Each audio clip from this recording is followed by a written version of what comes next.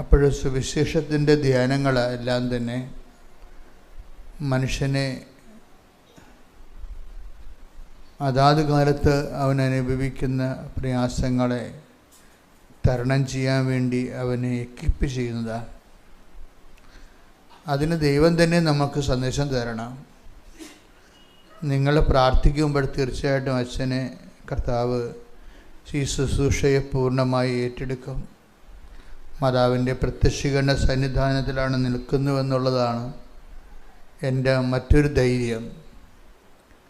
കാര്യം ഈ ഉടമ്പടിയെല്ലാം പുതിയ പുതിയ കാര്യങ്ങളാണ്.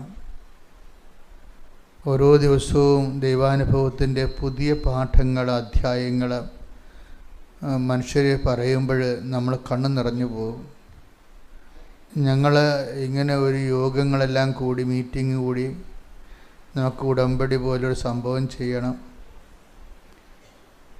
ആൾക്കാരെ കൊണ്ട് ഇങ്ങനെയൊക്കെ സാക്ഷ്യം പറയിപ്പിക്കണം, അത് യൂട്യൂബിൽ ഇങ്ങനെ അപ്പ് ചെയ്യണം. ദൈവം സാക്ഷിയായിട്ട് ഇന്ന് വരെ ഇവിടുത്തെ ഒരു ആധ്യാത്മിക കാര്യങ്ങൾക്കും ഞങ്ങൾ ബുദ്ധിപരമായ മീറ്റിങ്ങുകൾ കൂടുകയോ ചർച്ച ചെയ്യുകയോ ചെയ്തിട്ടില്ല. നിരന്തരമായി കർത്താവിൻ്റെ തിരുസന്നിധിയിൽ സത്യസന്ധമായി നിൽക്കും.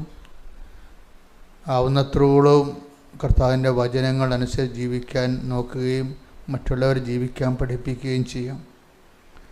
അപ്പോൾ ദൈവത്തിന് ഞങ്ങളോട് തോന്നിയ ഈ ശുശ്രൂഷ വേദിയോടും അതിൻ്റെ കമ്മിറ്റഡ് ആയിട്ടുള്ള ആൾക്കാരോടും തോന്നിയിട്ടുള്ള ഒരു കരുണയാണ് കൃപാസനമെന്ന് പറഞ്ഞ് ഇന്ന് ലോകത്ത് മുഴുവൻ മനുഷ്യരെ അഭയം പ്രാപിക്കുന്ന ഇടമെന്ന് പറയണം.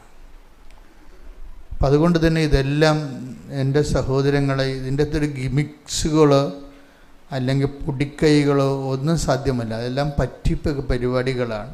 ദൈവത്തിൻ്റെ പേരിൽ എന്തെങ്കിലും അഭ്യാസം കാണിച്ച് ജനങ്ങളുടെ കണ്ണിൽ പൊടിയിട്ട് ഒരു സിറ്റുവേഷൻസ് ക്രിയേറ്റ് ചെയ്യണതിനൊക്കെ അതിനൊക്കെ വേറെ ലക്ഷ്യങ്ങളാണ് ഉള്ളത്. ദൈവരാജ്യത്തിൻ്റെ ലക്ഷ്യങ്ങളല്ല. ദൈവരാജ്യത്തിൻ്റെ ലക്ഷ്യമെന്ന് പറയുമ്പോൾ ദൈവരാജ്യം എപ്പോഴും വരണ ശക്തിയിലായിരിക്കും, അത് അടയാളങ്ങളിലൂടെ ആയിരിക്കും. നിങ്ങളിന്ന് കൃപാസനത്തിൽ അനുദിനം പറഞ്ഞു കൂട്ടുന്ന എല്ലാം നമ്മളിൽ പ്രവർത്തിക്കുന്ന, നമ്മളിലേക്ക് വന്നുകൊണ്ടിരിക്കുന്ന ദൈവാധിപത്യത്തിൻ്റെ അടയാളങ്ങളാണ്. അതുകൊണ്ട് തന്നെ ദൈവാധിപത്യം ഒരു വിഷയം. ഇപ്പം നമ്മൾ ദൈവാധീനം എന്ന് പറയണത് പ്രോവിഡൻസാണ്. പ്രോവിഡൻസ് ഒരു കിൻഡർ ഗാർട്ടൻ ഏർപ്പാടാണ്. ദൈവപരിപാലനം എന്നൊക്കെ പറയും. അതിൻ്റെ മച്ചുവറായിട്ടുള്ള ഫോം എന്ന് പറയുന്നത് ദൈവാധികാരമാണ്. ദൈവാധീനമല്ല, ദൈവാധികാരം. ഒരു വ്യക്തി ക്രമേണ ദൈവാധികാരത്തിൻ്റെ കീഴിലാകും. അപ്പോൾ ദൈവരാജ്യമാകും. അതാണ് സ്വർഗസ്ഥനായ ഞങ്ങളുടെ പിതാവേ, അങ്ങയുടെ നാമം പൂജിതമാകണമേ, അങ്ങയുടെ രാജ്യം വരണമേ. അപ്പോൾ ദൈവരാജ്യം എന്ന് പറഞ്ഞാൽ എന്താണ്? ഒരു വ്യക്തി, the kingdom of God where God reigns. എവിടെയാണ് ദൈവത്തിന് അധികാരമുള്ളത്? ഇപ്പം ഞങ്ങളെപ്പോലെയുള്ള പ്രഘോഷകരുടെ ലക്ഷ്യം എന്താണ്? ജനതയെ ദൈവാധികാരത്തിൽ അടിസ്ഥാനപ്പെടുത്തുക. അപ്പോൾ ഞങ്ങളെപ്പോലുള്ളവരുടെ പ്രാർത്ഥന എന്തായിരിക്കും? കർത്താവേ, എനിക്ക് പ്രാർത്ഥിക്കാനോ പ്രസംഗിക്കാനോ വേണ്ട വിധം പ്രവർത്തിക്കാനോ കഴിയത്തില്ല. അതുകൊണ്ട് നീ ഞങ്ങളെ ഉപകരണമാക്കിക്കൊണ്ട് ജനങ്ങളെ ദൈവാധിപത്യത്തിലേക്ക് കൊണ്ടുവരണമെന്ന് പ്രാർത്ഥിക്കും. നിങ്ങളുടെ വസ്തു വിറ്റ് മാറണമേ, നിങ്ങളുടെ മക്കളെ കെട്ടിക്കണമേ, നിങ്ങൾക്ക് വിസ പുതുക്കി കിട്ടണമേ.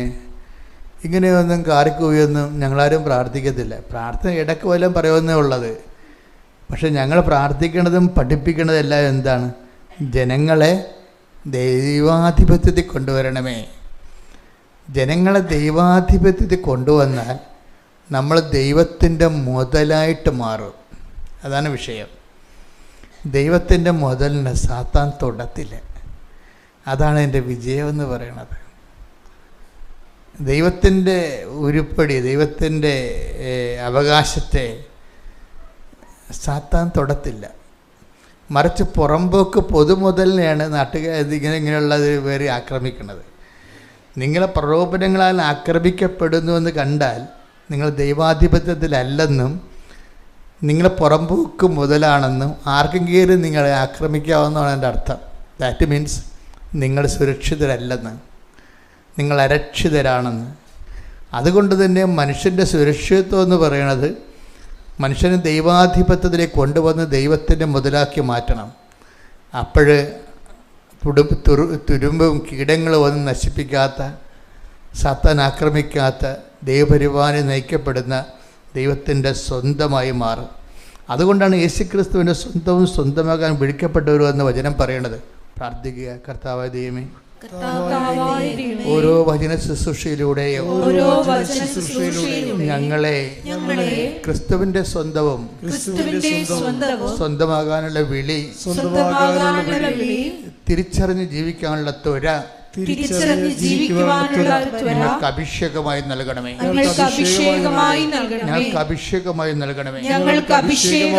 ശ്രുതികട ഹല്ലേലൂയ.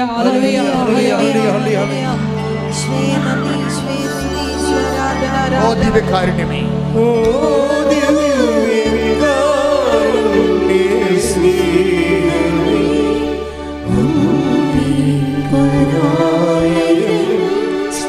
സന്തോഷത്തോടെ സ്നേഹത്തോടെ ഓ ദിവ്യകാരുണ്യ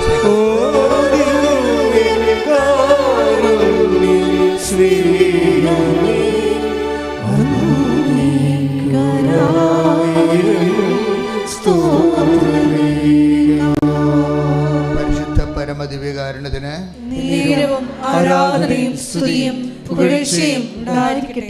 നമ്മൾ ദൈവത്തിൻ്റെ ഒരു സ്വന്തം, ദൈവത്തിൻ്റെ മുതൽ എന്ന് ഞാൻ പറഞ്ഞില്ലേ, അത് ഞാനെങ്ങനെ പഠിച്ചത് വെച്ച് കഴിഞ്ഞാൽ എൻ്റെ ഒരു അനുഭവത്തിൽ നിന്നും ഈ സത്യസന്ധമായി സാക്ഷ്യം പറയുമ്പോൾ ചിലർക്ക് സാന്നിധ്യം കിട്ടും. ഇപ്പം സാക്ഷ്യം രണ്ട് തരമാണ്. ഉടമ്പടിയിലുള്ള സാക്ഷ്യങ്ങൾ, ഉടമ്പടി സാക്ഷ്യം എന്ന് പറയണത് കരിസ്മാറ്റിക് കൺവെൻഷനിൽ വരുന്ന സാക്ഷ്യങ്ങളല്ല. ഉടമ്പടി സാക്ഷ്യത്തിൻ്റെ മെയിൻ സംഭവം സമയത്തിൻ്റെ മേലുള്ള അധികാരവും പിന്നെ എന്താണ് സഞ്ചാരി മാതാവിൻ്റെ സാന്നിധ്യവുമൊക്കെയാണ് ഉടമ്പടിയുടെ തനത് സാക്ഷ്യം. ഇപ്പോൾ ഒരു വ്യക്തി അമ്മയെ കണ്ടു, അതിനുശേഷം ഇപ്പോൾ കഴിഞ്ഞ ദിവസം സുരേഷ് ഒരു സാക്ഷ്യം പറഞ്ഞു. സുരേഷ് പത്തനംതിട്ടയിൽ നിന്ന്. അപ്പോൾ ആ സാക്ഷ്യം എന്ന് പറയുമ്പോൾ എൻ്റെ വിഷയം എന്ന് പറയണത്, എൻ്റെ മക്കൾ കൃപാസനത്തിലോട്ട് വരുമ്പോൾ ഞാൻ ഇടയ്ക്ക് പറയാറുള്ള അളിഞ്ഞ മോന്ത്യമായിട്ട് വരരുതിരിക്കൽ. ഒക്കത്തില്ലേ, ശരിയാകുക, ഇനിയും വരണ, പുതുക്കിയാൽ നടക്കത്തുള്ള, ഇങ്ങനെയൊക്കെ ഓരോ ഉടായ്പ വർത്തമാനം പറഞ്ഞുകൊണ്ട് ചില അലപലാദികൾ വരും. ഇവരെ ദൈവം ഞാൻ പറഞ്ഞ പോലെ തിരിഞ്ഞുപോലും നോക്കത്തില്ല.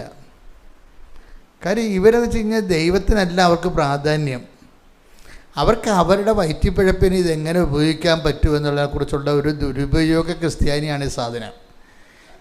അപ്പോൾ എപ്പോഴും നമ്മൾ അത് ശ്രദ്ധിക്കണം. ദൈവതിരുസന്നിധിയിലേക്ക് വരുമ്പോൾ നിങ്ങൾ പഞ്ചായത്തിൽ വില്ലേജ് ഓഫീസിൽ കൈക്കിൽ കൊടുക്കാതെ കിട്ടുക, നമുക്ക് വലിയ പരിചയമുള്ളവരുണ്ട്, അവരെ കൊണ്ട് പറയിപ്പിക്കാവുക, ഇങ്ങനെയൊക്കെ അലപരാതി വർത്തമാനം പറഞ്ഞ് നടക്കുന്ന കാര്യം കണക്കസ്താനയില്ലേ, അതുപോലെ നിങ്ങളെ കൃപാസനത്തിൽ വന്നിട്ട് ഒരു കഥയുമില്ല. കാരണം ദൈവത്തിനും ദൈവത്തിൻ്റെ ആൾക്കാരെ തിരിച്ചറിയാം. അതിന് ജാതിയും മതവും ഒന്നുമില്ല, അതൊരു മനസ്സാണ് ശരിക്കും. അതിപ്പോൾ ഈ സുരേഷിൻ്റെ സാക്ഷ്യം നോക്കിയാൽ മനസ്സിലാവും. സുരേഷിൻ്റെ വിഷയം എന്താണ്? അദ്ദേഹത്തിൻ്റെ ഉപ്പ് കുറ്റി ഇൻഫെക്ഷനായി, പഴുപ്പ് കയറി. ഉപ്പ് കുറ്റി പഴുപ്പ് കയറിയപ്പോൾ അതിൻ്റെ ട്രീറ്റ്മെൻറ്റ് നടത്തിയപ്പോൾ അത് ആ പഴുത്ത സ്ഥലം, ഉന്തി നിന്ന സ്ഥലം അവർക്ക് ഓപ്പറേഷൻ ചെയ്ത്. അപ്പോൾ ഓപ്പറേഷൻ ചെയ്തെങ്കിലും ഹീലിംഗ് ഇല്ല. പഴുപ്പ് തന്നെ കയറി അകത്തോട്ട് പോവുകയാണ്. പിന്നെ ഒന്നുകൂടി ഓപ്പറേഷൻ ചെയ്ത്, അപ്പോൾ പിന്നെ എന്താ പറയുമ്പോൾ ഒറ്റക്കാല് നടപ്പായപ്പോൾ ട്രീറ്റ്മെൻറ്റ് സെൻറ്റർ മാറ്റിയവർ ഏറ്റവും നല്ല ആശുപത്രിയിലേക്ക് ചെന്നപ്പോൾ ഡോക്ടർ പറഞ്ഞ്, ഇനി നിങ്ങൾ കറക്റ്റ് മെഡിക്കൽ സയൻസ് ഫോളോ ചെയ്തില്ലെങ്കിൽ ഈ കാല് മുറിക്കേണ്ടി വരും, അത്രയും മോശമാണ് ഇതിൻ്റെ പഴുപ്പുള്ളിലോട്ട് കയറിക്കൊണ്ടിരിക്കണമെന്ന് പറഞ്ഞു. അപ്പോഴും ഈ 2 ഓപ്പറേഷൻ നടന്നിട്ടും ഈ വിഷയത്തിൻ്റെ അകത്ത് വീണ്ടും കാര്യങ്ങൾ മോശമാകുന്നത്, കൂടുതൽ മോശമാകുന്നത് കണ്ടപ്പോഴേ ഈ മനുഷ്യനെ അവിടെ വെച്ചാണ് കൃപാസനം പത്രം കിട്ടണത്. നിങ്ങൾ കൃപാസനം പത്രം എന്ന് പറയുമ്പോൾ ഞാൻ ഉടനെ പറയും, നിങ്ങൾക്കറിയാമല്ലോ, ആദ്യകാലം മുതൽ ദൈവത്തിൻ്റെ ഈ കൈകളിങ്ങനെ നീണ്ടു വരണ കാണുമ്പോൾ പിശാച് പല്ലിളിക്കുമായിരുന്നു ആദ്യം, അല്ലേ? എന്നിട്ട് എന്തുമാത്രം പത്രത്തെക്കുറിച്ച് എന്തുമാത്രം ആക്ഷേപങ്ങളാണ് കേരളത്തിൽ ഇറങ്ങിയത്. അന്ന് 1000 പേരാണ് കൃപാസനം പത്രം കൊടുത്തുകൊണ്ടിരുന്നെങ്കിൽ ഇന്ന് 10,000 പേരാണ് കൃപാസനം പത്രം കൊടുക്കുന്നത്. എന്താ കാര്യം? അതായത് അനുഭവത്തിൻ്റെ മുമ്പിൽ ആശയങ്ങൾക്ക് പിടിച്ചു നിൽക്കാൻ പറ്റത്തില്ല. അത് നിരീശ്വരമായാലും യുക്തിവാദിയുമായാലും. ജനങ്ങൾക്ക് ഉള്ളത് എന്താണ്? ജീവിത പ്രശ്നങ്ങളാണ് ഉള്ളത്. പ്രശ്നങ്ങൾക്ക് യുക്തിവാദങ്ങളൊന്നും പരിഹാരമല്ല, നിരീശ്വരവാദവും പരിഹാരമല്ല. ഈശ്വരൻ മാത്രമേ ഉള്ളൂ. ഈശ്വരൻ ഉണ്ടായിട്ടും അത് നമ്മളിലേക്ക് ഈശ്വര ചൈതന്യം വരണമെങ്കിൽ എന്ത് വേണം? അത് വിശ്വാസം മാത്രം പോരാ. വിശ്വാസം മാത്രം പോരാ. ചില ആൾക്കാർക്ക്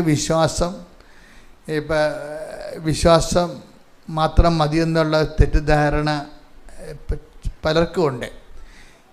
വിശ്വാസം മാത്രം പോരാ. എന്താ കാര്യം? ഇതിൻ്റെ സമ്പൂർണ്ണമായിട്ട് വിശ്വാസത്തിൻ്റെ സത്യസന്ധത നമ്മുടെ കയ്യിൽ നിന്ന് നഷ്ടപ്പെടാത്ത ഒരു വിഷയത്തിനും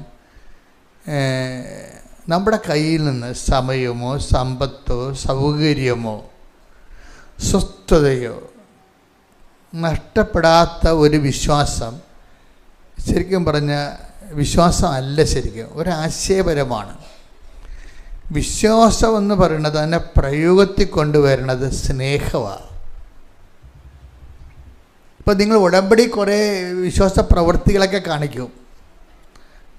പൊതിച്ചോറും കെട്ടിക്കൊണ്ട് പോകും, വെളുപ്പിന് എഴുന്നേറ്റ് പൊതിച്ചോറുണ്ടാക്കും, അത് നിങ്ങൾ 10 മണിക്ക് മുമ്പ് ആശുപത്രിയിൽ എത്തിക്കും, എല്ലാവർക്കും വിളമ്പിക്കൊടുക്കും. അതൊക്കെ നിങ്ങൾ ചെയ്യുന്നുണ്ട്. പക്ഷെ അങ്ങനെ ചെയ്യുന്നതിലൂടെ നിങ്ങളുടെ മനസ്സിൻ്റെ അടിയൊഴുക്കുകളിൽ നിങ്ങളുടെ വിസ പ്രോസസ്സ് ചെയ്ത് വരികയെന്നുള്ളതായിരിക്കും ചിലപ്പോൾ മനസ്സിരിപ്പ്. അതാണ് ഈ സാധനം. അവിടെ സ്നേഹമായിരിക്കത്തില്ല. ഇത് ഈ പൊതിച്ചോറ് കെട്ടൽ കൊണ്ട് കാര്യമൊന്നുമില്ല. അത് രാഷ്ട്രീയക്കാരും നമ്മുടെ അത് കടമെടുത്ത് അവരും അതുപോലെയൊക്കെ പരിപാടി ചെയ്ത് അത് വോട്ടിന് വേണ്ടി ചെയ്യണം, ആളെ പിടിക്കാൻ വേണ്ടി. നിങ്ങളത് ചെയ്യണമെന്ന് വെച്ച് കഴിഞ്ഞാൽ IELTS പാസ്സാകാനും അതുപോലെ തന്നെ വസ്തു വിൽക്കാനും വേണ്ടിയാണ് പൊതിച്ചോറ് കെട്ടി പാവത്തിന് കൊടുക്കുന്നത്.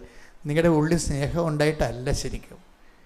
എല്ലാവരും അടിച്ചു മുടക്കി ഇത് പറയുകയല്ല, പക്ഷെ ചെയ്യുമ്പോൾ നിങ്ങൾ ചിന്തിക്കണം, is it out of pure love? ഇത് ഞാൻ ചെയ്യുന്നത് ദൈവത്തോടുള്ള നിഷ്കളങ്കമായ സ്നേഹമാണോ അതോ കളങ്കിത സ്നേഹമാണോ? നിങ്ങൾ സ്നേഹം കാണിക്കണമെന്നില്ല എന്നല്ല, എല്ലാവരും സ്നേഹം കാണിക്കുന്നുണ്ട്, ആവശ്യത്തിന് സഹായിക്കുന്നുണ്ട്. പലപ്പോഴും വരുന്നത് കളങ്കിത സ്നേഹമാണ് ഈ കാണിക്കുന്നത്. എന്താ കളങ്കം എന്ന് പറയുന്നത്? നിങ്ങളുടെ ചില വ്യക്തി താല്പര്യങ്ങൾ അതിൻ്റെ അകത്തുണ്ട്. അതാണ് വിഷയം. നമ്മുടെ മകളെ കെട്ടിക്കുക, കെട്ടിച്ച് വിട്ട മകൾക്ക് പിള്ളേരുണ്ടാകുക, വസ്തു വിറ്റ് മാറുക, ഇതെല്ലാം ഇങ്ങനെയുള്ള പേഴ്സണൽ ഇൻറ്റൻഷൻസ് വരുമ്പോൾ ഇതിൻ്റെ അകത്ത് ഒരു കളങ്കം കയറി വരും. എന്താണ്? വ്യക്തി താല്പര്യം എന്ന് പറഞ്ഞാൽ കളങ്കം കയറി വരും. അപ്പോൾ ദൈവത്തിൻ്റെ താല്പര്യം അല്ലത്, നിങ്ങളുടെ നിത്യവൃത്തി കഴിഞ്ഞു പോകാൻ വേണ്ടിയുള്ള എന്തെങ്കിലും ഒരു അഭ്യാസം പോലെ വരത്തുള്ളൂ. ആത്മാർത്ഥതയില്ലാത്ത വിഷയമാണത്. അപ്പോൾ അതുകൊണ്ട് എൻ്റെ മക്കൾ ഇങ്ങനെ ഒരു ട്രാജഡി ഇതിൻ്റെ അകത്തുള്ളത് കാരണം നിങ്ങളെന്ത് ചെയ്യണം? അതൊക്കെ ആദ്യ ലെവലിൽ ഉണ്ടാകും, ഒരു കുഴപ്പമില്ല. ഞാൻ പണ്ട് നിങ്ങളോട് പറയുമായിരുന്നല്ലോ, ഈ ആദ്യം ഈ പശുവിൻ്റെയും അതുപോലെ തന്നെ ആടിനെയൊക്കെ പ്രസവിച്ച് കഴിഞ്ഞാൽ ആദ്യ പാല് നാട്ടിൻപുറങ്ങളിൽ ഉടനെ കുടിക്കത്തില്ല. അതൊന്നെങ്കിൽ കുട്ടിയെ കൊണ്ട് കുടിപ്പിക്കും, അല്ലേ? മനുഷ്യന്മാർ കുടിക്കത്തില്ലല്ലോ, അത് ഇല്ല. അതിൻ്റെ അകത്ത് എന്തൊക്കെ കൂടുതൽ ഈ മിനറൽസൊക്കെ ഉള്ളത് കാരണം ചിലപ്പോൾ നമുക്ക് നമ്മുടെ ബോഡിക്ക് അത് കുഴപ്പം ചെയ്യും. അത് കാരണം ഒരു 2-3 ഈ പശുവും ആടൊക്കെ പ്രസവിച്ച 2-3 ദിവസം ഇത് കുട്ടികളെ ഒരാഴ്ച കുട്ടിയെ കൊണ്ട് കുടിപ്പിക്കത്തുള്ളൂ പശുവിൻ്റെ. അത് കുട്ടിയെ ഉദ്ദേശിച്ചിട്ടല്ല ചെയ്യണത്. കുട്ടിയും എഴുത്ത് കൊടുത്തൊക്കെ വരണം, പക്ഷെ അതല്ല, ആ പാല് കൊള്ളത്തില്ല, നമുക്ക് മനുഷ്യനെ കൊള്ളത്തില്ല. അതുകൊണ്ടാണ് എൻ്റെ അപ്പനൊക്കെ ചെയ്തുകൊണ്ടിരുന്നത് ചില പശുവും ആടൊന്നും കുടിക്കത്തില്ല, എന്നാലും കറന്ന് കൊണ്ടേ കുളത്തിലൊഴിക്കും ഒരാഴ്ച മൊത്തം. അത് നമ്മൾ കുടിക്കാൻ കൊള്ളാത്തതാണ്. ഈ മനുഷ്യന്മാർ ചെയ്യുന്ന പ്രവൃത്തികളും ഇതാണ് ഇതുപോലെയാണ്. ആദ്യമൊക്കെ നമ്മൾ ഉടമ്പടി എടുക്കുമ്പോൾ പൊതിച്ചോറ് കെട്ടുകയും 10 പൈസ മനുഷ്യന് കൊടുക്കുകയും ചെയ്യണതെങ്കിലും അതിൻ്റെ ഉള്ളിലെല്ലാം ഈ ഇൻറ്റൻഷനുണ്ട്. എന്താണ്? പ്രൊമോഷൻ കിട്ടുക, PR കിട്ടുക ഉള്ള സംഭവം. ഇതൊക്കെ കുളത്തിലൊഴിച്ച് കളയാനേ പറ്റത്തുള്ളൂ, ദൈവം എടുക്കത്തില്ല. ഈ സൽപ്രവർത്തികളൊന്നും ദൈവം എടുക്കത്തില്ല, അത് കുളത്തിലൊഴിച്ച് കളയാനേ പറ്റത്തുള്ളൂ, അല്ലെങ്കിൽ കുട്ടിയെ കൊണ്ട് കുടിപ്പിക്കാനേ പറ്റത്തുള്ളൂ. ദൈവം എടുക്കുന്ന കാര്യം അതിൻ്റെ അകത്ത് നിൻ്റെ ഇൻറ്റൻഷൻസ് ഒന്നും വേണ്ട, ഇല്ലാതെ ദൈവത്തോടുള്ള സ്നേഹത്തിൻ്റെ പേരിലാകുന്ന കളങ്കരഹിതമായ നിഷ്കളങ്കമായ ലക്ഷ്യങ്ങളായിരിക്കണം. ഉടമ്പടി സ്പീഡാക്കുന്നതിന് അതിൻ്റെ സ്മാർട്ട്നെസ് എന്ന് പറയുന്നത്, ഉടമ്പടി സ്മാർട്ട്നെസ് എന്ന് പറഞ്ഞാൽ എന്താണ്? അതിൻ്റെ സ്പീഡാണ്. ഉടമ്പടി ഉടനടി പരിഹാരം എന്നല്ല പറയുന്നത്. ഉടമ്പടിയുടെ സ്മാർട്ട്നെസ് എന്താ? അതിൻ്റെ സ്പീഡാണ് ശരിക്കും പറഞ്ഞാൽ. ആ സ്പീഡെന്ന് പറഞ്ഞാൽ എങ്ങനെയാണ് സ്പീഡ് വർദ്ധിക്കുന്നത്? ടൈം ഷോർട്ടനിങ് ഉണ്ടാവും. ഈ ടൈം ഷോർട്ടനിങ്ങിനാണ് ഇതിൻ്റെ സ്മാർട്ട്നെസ് എന്ന് പറയുന്നത്. ഈ ടൈം ഷോർട്ടനിങ്ങിന് വേണ്ടി നമ്മൾ ചെയ്യേണ്ട കാര്യം, ഈ നമ്മൾ ചെയ്യുന്ന വിഷയത്തിൽ വ്യക്തിപരമായ ഈ നമ്മൾ ചെയ്യുന്ന സൽപ്രവൃത്തികൾ, കാര്യം സൽപ്രവൃത്തികൾ എപ്പോഴും ദൈവം അത്ര എല്ലാ സൽപ്രവൃത്തികളെയും ദൈവം അംഗീകരിക്കണില്ല. അതാണ് ഒരു വിഷയം. അങ്ങനെ വാക്കുണ്ടല്ലോ, നിങ്ങളുടെ പ്രവൃത്തികൾ ഋതുവായ സ്ത്രീയുടെ മലിന വസ്ത്രം പോലെയാണ്. നിങ്ങൾക്ക് കണ്ട പോക്ക് കണ്ട, ആ വചനത്തിനൊക്കെ പോക്ക് കണ്ട. സൽപ്രവൃത്തിയെക്കുറിച്ച് പറയുന്നതാണ് നിങ്ങളുടെ പ്രവൃത്തികൾ. ഈ പ്രവൃത്തികൾ തന്നെ 2 തരമുണ്ട്. നമ്മൾ പലരും ചെയ്യുന്നത് സൽപ്രവൃത്തികളാണ്. പക്ഷെ ക്രിസ്ത്യാനിറ്റിയിൽ സൽപ്രവൃത്തിയൊന്നും പറഞ്ഞ സാധനം ഇല്ലെന്നുള്ളതാണ് സത്യം. എന്താ കാര്യം? ഈ സൽപ്രവൃത്തികളിലെല്ലാം ഒരു വ്യത്യാംശങ്ങളുണ്ടാകും അതിൻ്റെ അകത്ത്. അപ്പം അതും മലിനമായി പോവുകയും ചെയ്യും, കളങ്കമായി പോവുകയും ചെയ്യും. ഏശയ്യാ 64:6. ഏശയ്യാ 64:6 ഒന്ന് ശ്രദ്ധിച്ച വാക്ക്. ഞങ്ങൾക്ക് രക്ഷ കിട്ടുമോ? ഞങ്ങൾക്ക് രക്ഷ കിട്ടുമോ?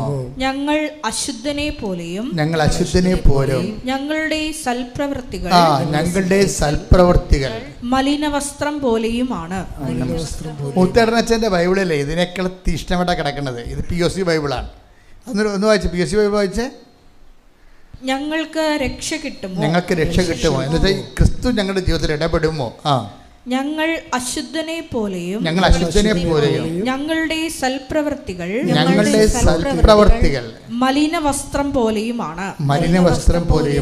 എൻ്റെ റൂട്ടിൽ കിടക്കുന്നത് ഋതുവായ സ്ത്രീയുടെ മലിനവസ്ത്രം പോലെ. അപ്പം കേൾക്കുമ്പോൾ നിങ്ങൾക്ക് കൃത്യം എല്ലാം മനസ്സിലാവും. ഒരു സൽപ്രവൃത്തിയെ ദൈവം വിളിക്കുന്നത് ഋതുവായ സ്ത്രീയുടെ മലിനവസ്ത്രം എന്നാണ്. എൻ്റെ അർത്ഥം എന്താണ്? അതിൻ്റെ അകത്ത് മുഴുവനും വ്യക്തിപരമായ താല്പര്യങ്ങളുണ്ട്. ഈ സൽപ്രവൃത്തികളെല്ലാം ഏതെങ്കിലും ഒരു സൽപ്രവൃത്തികളിൽ വ്യക്തി താല്പര്യം വന്നാൽ അത് മലിനവസ്ത്രം പോലെയാവും. അപ്പോൾ ആദ്യകാലങ്ങളിലൊക്കെ നിങ്ങളുടെ സൽപ്രവൃത്തികളിൽ നിങ്ങളുടെ IELTS, ഇപ്പോൾ IELTS ഇല്ലല്ലോ, നിങ്ങളുടെ B2ഉം B1ഉം അതുപോലെ തന്നെ നിങ്ങളുടെ വസ്തു വിൽപ്പനയും നിങ്ങളുടെ കടങ്ങൾ പരിഹരിക്കാനുള്ള കാര്യങ്ങൾ അതിൻ്റെ തിടുക്കം കൊണ്ട് സൽപ്രവൃത്തികൾ ചെയ്തു കൂട്ടും. പക്ഷെ ദൈവം ഇത് കൗണ്ട് ചെയ്യണത് മലിന വസ്ത്രം പോലെയാണ്. അപ്പോൾ ഇതാണ് നമ്മുടെ ഒരു ഏറ്റവും വലിയ ത്രെട്ടെന്ന് പറയണം, ഉടമ്പടിയുടെ ത്രെഡ്. കാര്യം ഇത് നമ്മൾ ഈ സത്യത്തെ നമ്മൾ അറിഞ്ഞില്ലെങ്കിൽ നമ്മൾ ജീവിതകാലം മുഴുവൻ സൽപ്രവൃത്തികൾ ചെയ്തും ഉടമ്പടി പുതുക്കിയും പോകും. പക്ഷേ ഇതിൻ്റെ പ്രോബ്ലം വെച്ച് കഴിഞ്ഞാൽ ഈ ചെയ്ത് കൂട്ടിയ സൽപ്രവൃത്തികളെല്ലാം ദൈവം എടുക്കുന്നത് സോയിൽഡ് ക്ലോത്ത് പോലെയാണ്, അലക്കി വെളുപ്പിക്കേണ്ട ക്ലോത്ത് പോലെയാണ്. അലക്കി വെളുപ്പിക്കണം. അത് ദൈവം ബൈബിൾ മുഴുവൻ ഫോളോ ചെയ്യുന്ന ഒരു തീമാണ് അലക്കി വെളുപ്പിക്കുക എന്ന് പറയുന്നത്. മാലിന്യത്തെ ദൈവം പ്രീസപ്പോസ് ചെയ്യും. മനുഷ്യനുമായി ഇടപെട്ടുന്ന എല്ലാ വിഷയങ്ങളെയും, ഈവൻ സൽപ്രവർത്തികളെപ്പോലും ദൈവം മാലിന്യത്തിൻ്റെ ടേബിളലൈസ് ചെയ്തിരിക്കുകയാണ്. ഇനി മനുഷ്യൻ്റെ ഓപ്ഷൻസ് എന്താ ഉള്ളത്? മനുഷ്യന് ഇത് അലക്കി വെളുപ്പിക്കണം. എങ്ങനെ വെളുപ്പിക്കും? അത് കുഞ്ഞാടിൻ്റെ രക്തത്തിൽ അലക്കി വെളുപ്പിക്കണം. അല്ല വേറെ ഇവിടുത്തെ അലക്കി വെളുപ്പിക്കാൻ പറ്റത്തില്ല. Take the blood of God. ശ്രുതിക്കട്ടെ ഹല്ലേലൂയ ഹല്ലേലൂയ ഹല്ലേലൂയ ഹല്ലേലൂയ ഹല്ലേലൂയ യേശുവേ നന്ദി ഹല്ലേലൂയ ഹല്ലേലൂയ ഹല്ലേലൂയ ഹല്ലേലൂയ ഹല്ലേലൂയ. ഒരുമിച്ച് പാടാം.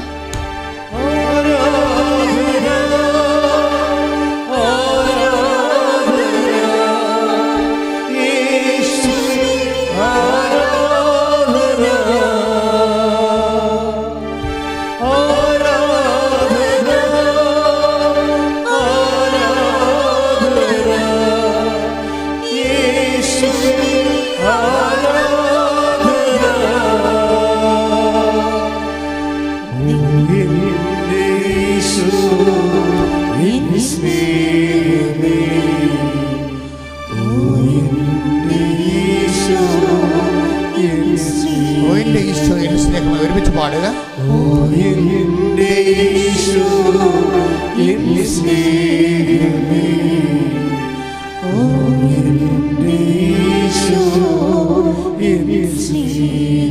ആരാധന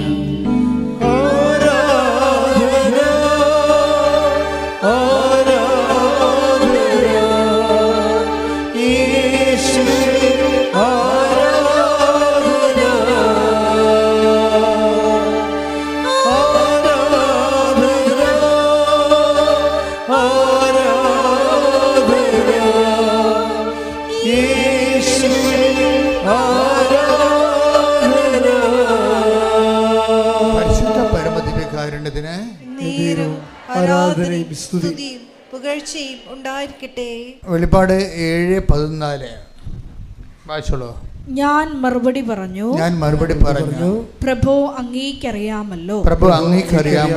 അപ്പോൾ അവൻ പറഞ്ഞു, ഇവരാണ് വലിയ ഞെരുക്കത്തിൽ നിന്ന് വന്നവർ, കുഞ്ഞാടിന്റെ രക്തത്തിൽ തങ്ങളുടെ വസ്ത്രങ്ങൾ കഴുകി വെളുപ്പിച്ചവർ. ഇതാണ് വിഷയം. അതായത് ഇത് രണ്ടും കൂടി കൂട്ടി വായിക്കണം. നേരത്തെ വായിച്ചതിന് ഐസയ്യ എത്രയാണ്? ഐസയ്യ 64:6. ഞങ്ങൾക്ക് രക്ഷ കിട്ടുമോ, ഞങ്ങൾ അശുദ്ധനെ പോലെയും ഞങ്ങളുടെ സൽപ്രവർത്തികൾ മലിനവസ്ത്രം പോലെയുമാണ്. അപ്പോൾ ഈ രക്ഷ കിട്ടാൻ എന്താ മാർഗം എന്നാണ്. ഇപ്പം നമ്മുടെ സൽപ്രവർത്തികളിൽ വ്യക്തിപരമായ ഇൻറ്റൻഷൻസ് കയറി അത് കളങ്കിതമായി പോയെന്ന് വിചാരിച്ചോ? പറഞ്ഞ മനസ്സിലായില്ല. നമ്മുടെ സൽപ്രവർത്തികളിൽ പോലും വ്യക്തിപരമായ ഇൻറ്റൻഷൻസ് കയറി. കാര്യം നമ്മൾ ഒരു പങ്കുവെപ്പ് നടത്തുമ്പോൾ അതിൻ്റെ അകത്ത് നമ്മുടെ വസ്തു വിറ്റ് കിട്ടുക, ജപ്തി നടപടി ഒഴിവാക്കുക എന്നുള്ള പേഴ്സണൽ ഇൻറ്റൻഷൻസ് ഉണ്ട് അതിൻ്റെ അകത്ത്. ഈ പേഴ്സണൽ ഇൻറ്റൻഷൻ്റെ വരുമ്പോൾ, വ്യക്തിപരമായ ഇൻറ്റൻഷൻസ് വരുമ്പോൾ ഓട്ടോമാറ്റിക്കലി ഇത് കണ്ടാമിനേറ്റഡായി പോവുകയാണ്, കളങ്കിതമായി പോവുകയും.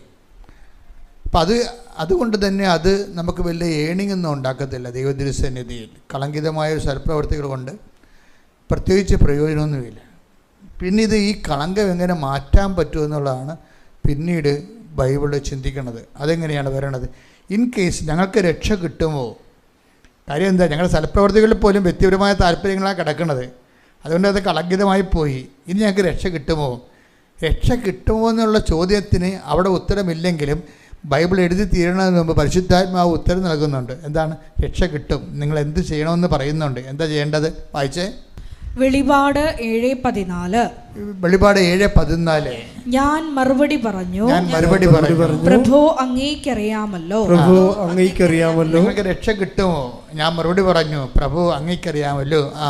അപ്പോൾ അവൻ പറഞ്ഞു, ഇവരാണ് വലിയ ഞെരുക്കത്തിൽ നിന്ന് വന്നവർ, കുഞ്ഞാടിന്റെ രക്തത്തിൽ തങ്ങളുടെ വസ്ത്രങ്ങൾ കഴുകി വെളുപ്പിച്ചവർ. മനസ്സിലായില്ല? അപ്പം മലിന വസ്ത്രത്തെ കഴുകി വെളുപ്പിക്കുന്നതിന് ഒരു ഡിറ്റർജൻറ്റേ ഉള്ളൂ. എന്താണത്?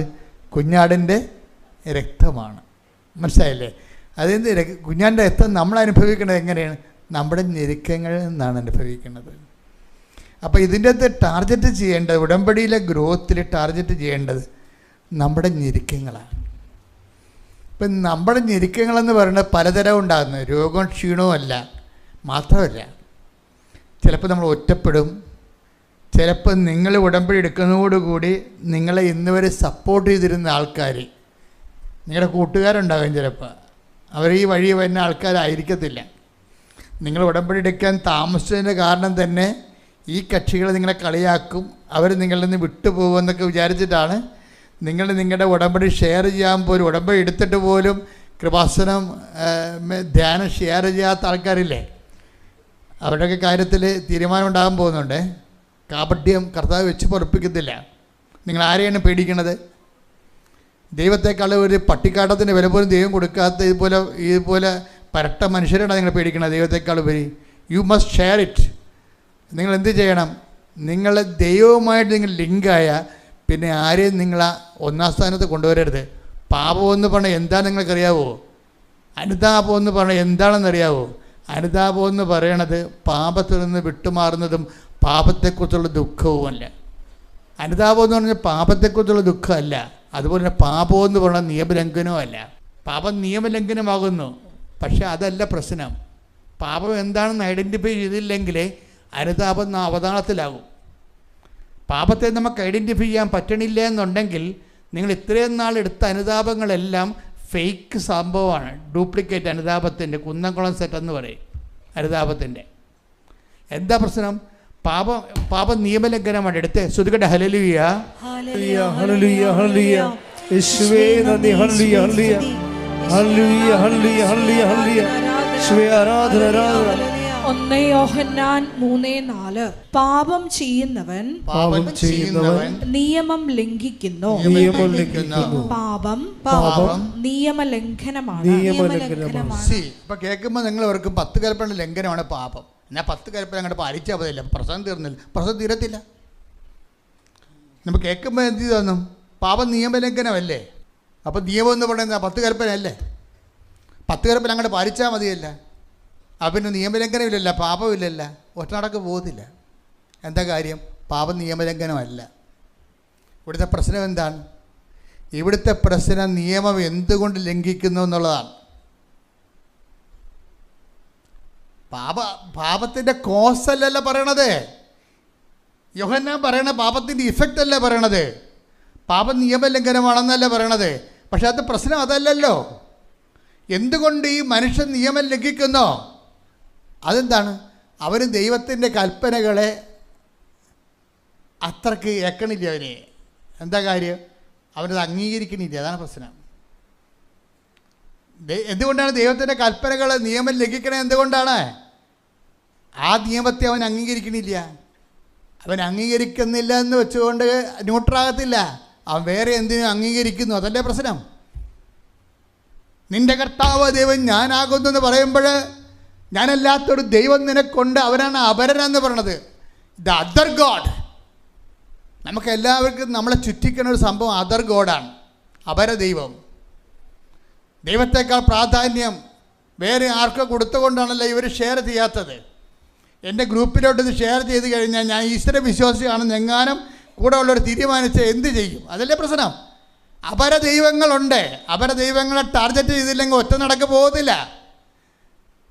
അതുകൊണ്ട് പാപം നിയമലംഘനമാണെന്ന് പറയുമ്പോൾ ഞാൻ നിയമം പാലിച്ചെന്ന് പറഞ്ഞു കൊണ്ടുവന്ന പാപത്തിൻ്റെ ഇഫക്റ്റുകൾ മാറുന്നില്ല. മാറുന്ന cause, take the cause, set the cause. അതിൻ്റെ കാരണം എന്താ? നീ അന്വേഷിക്കണം. എന്താണത്? നീ ദൈവത്തെ അംഗീകരിക്കണില്ല. സ്വർഗഭോഗം പാപമാണെന്ന് എല്ലാവർക്കും അറിയാം. പക്ഷേ സ്വർഗഭോഗം പാപമായത് എന്തുകൊണ്ടാണെന്നാണ് പൗലോസ് പറയണത്. അതാണ് യോഹന്നാനും പൗലോസും തമ്മിലുള്ള വ്യത്യാസം. സ്വർഗഭോഗം പോലെയുള്ള പ്രകൃതി വിരുദ്ധ പാപങ്ങൾ പാപമാണെന്ന് പറയുമ്പോഴും അത് നിയമലംഘനമാണെന്ന് പറയുമ്പോഴും അത് എന്തുകൊണ്ട് പാപമാകുന്നുവെന്ന് യോഹന്നാൻ പറയത്തില്ല, പക്ഷെ പൗലോസ് പറയും. എന്താണ് പൗലോസ് പറയണത്? വായിച്ച് ശ്രുതികടെ 1:29. ശ്രുതികടെ റോമ 1:28. റോമ 1:28. ദൈവത്തെ അംഗീകരിക്കുന്നത്. That's the point. എന്താ പറയണത്? ഏറ്റു പറഞ്ഞേ.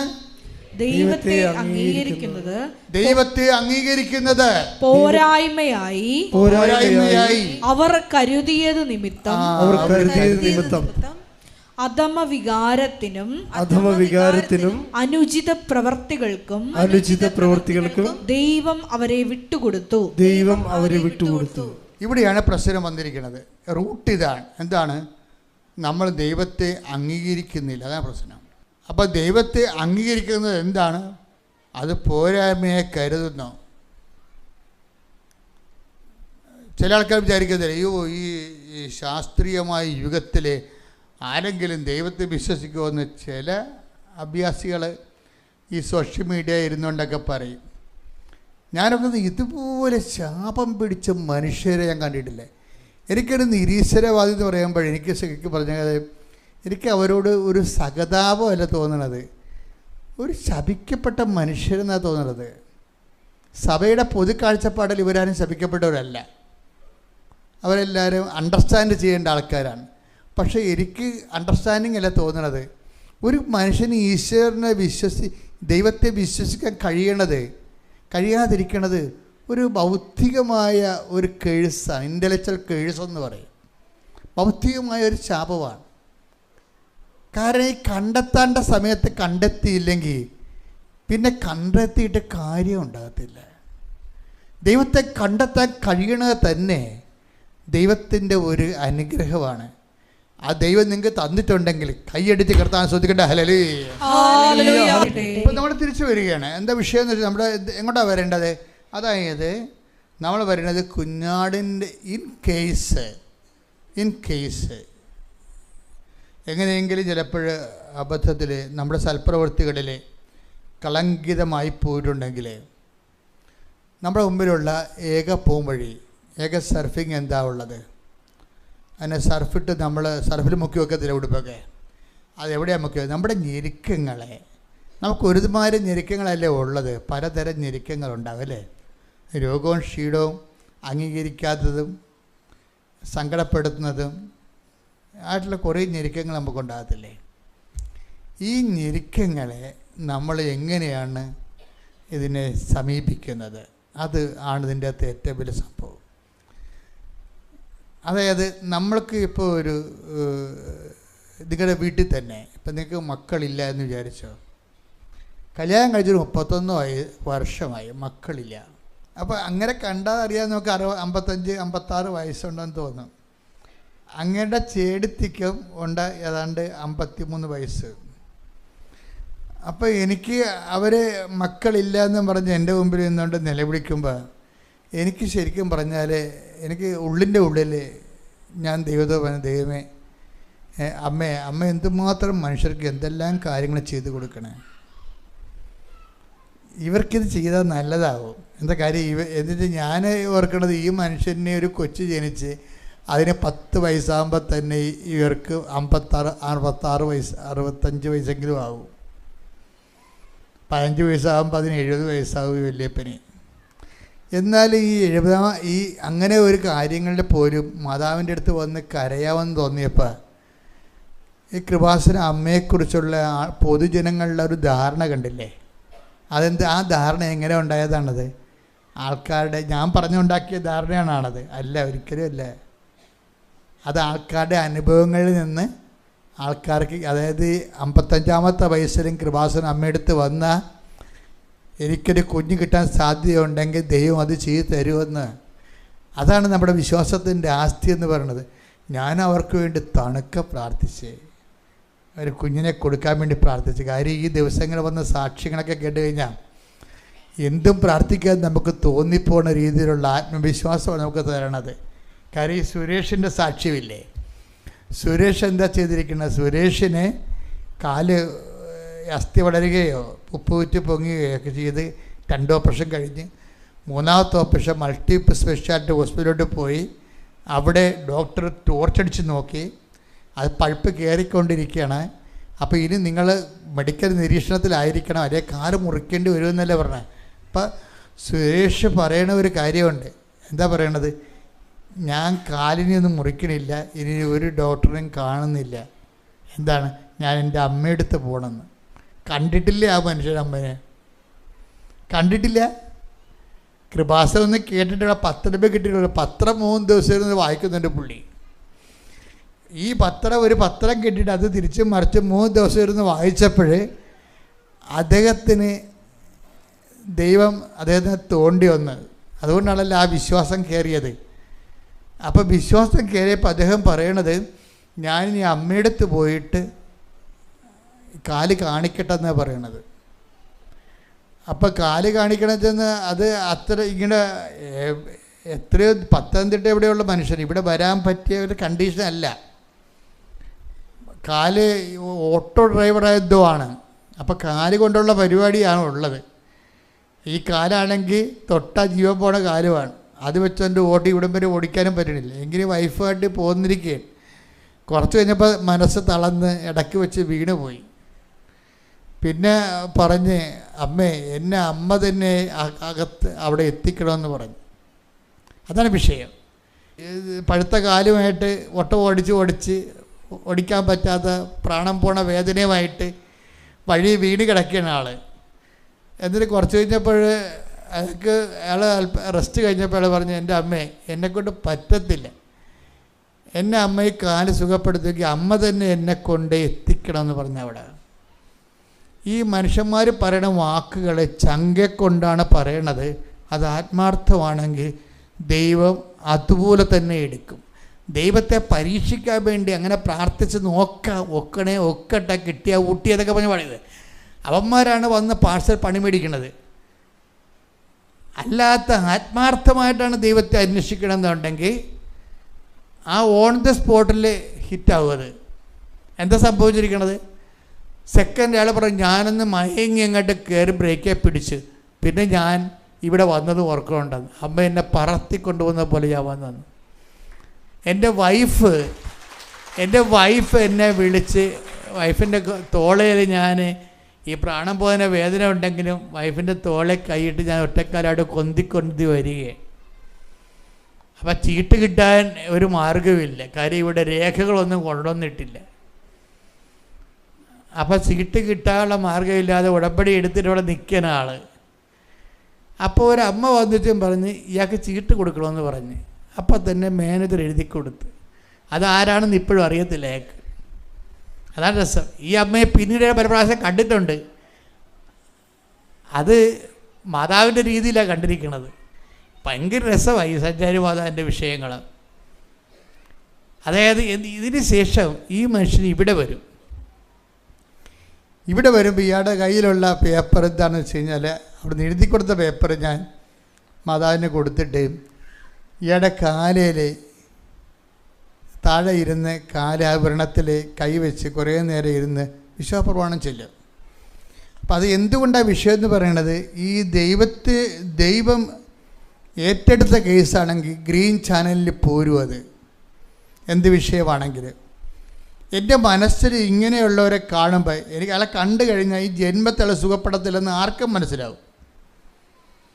പക്ഷെ എൻ്റെ മനസ്സ് പറയട്ടെ അമ്മ ഇയാളെ സുഖപ്പെടുത്തുമെന്ന്. അതാണ് വിഷയം. ആ വിഷയമാറ്റം അതാണ്. നമ്മളെ നേരിട്ട് കണ്ട അയാളെ സുഖപ്പെടത്തില്ല. പക്ഷേ എൻ്റെ മനസ്സിൽ അമ്മ ഒരു ബോധ്യം നിൽക്കുകയാണ്, ആ കേസ് ഞാൻ ഏറ്റെടുത്തുള്ള കേസാണ്, അത് നീ ഞാൻ തൊട്ടാൽ മതി, നീ വലിയ അഭ്യാസമൊന്നും കാണിക്കണ്ട, വലിയ പ്രാർത്ഥനയൊന്നും പ്രാർത്ഥിക്കണ്ട, ജസ്റ്റ് തൊട്ടാൽ മതി, ആ വിഷയം ടേക്കപ്പ് ചെയ്യുമെന്ന് പറഞ്ഞു.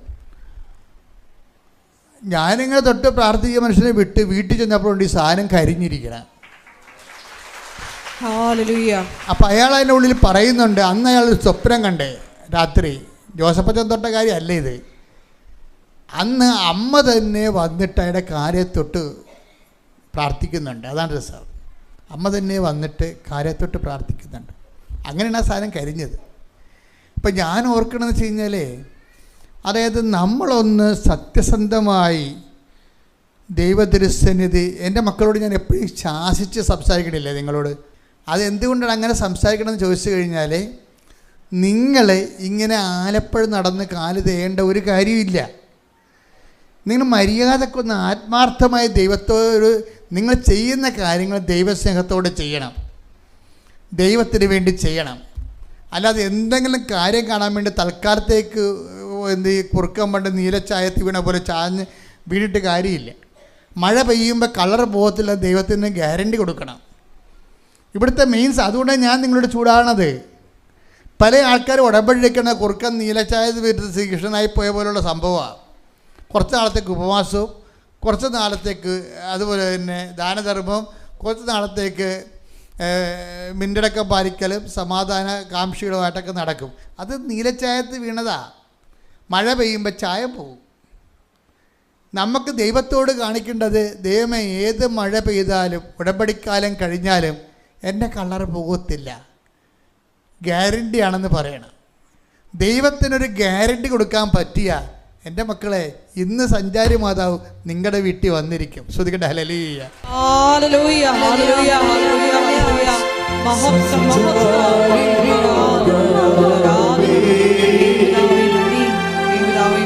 കൃപയുടെ കൂടാരമേ,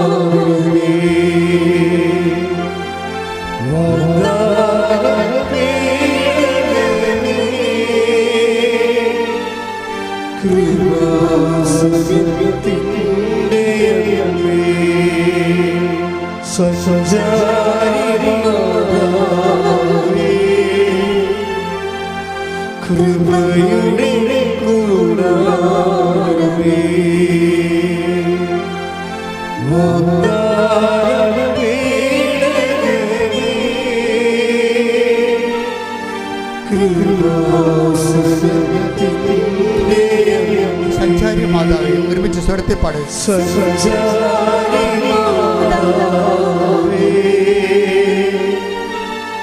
കൃപയുടെ കൂടാരമേ,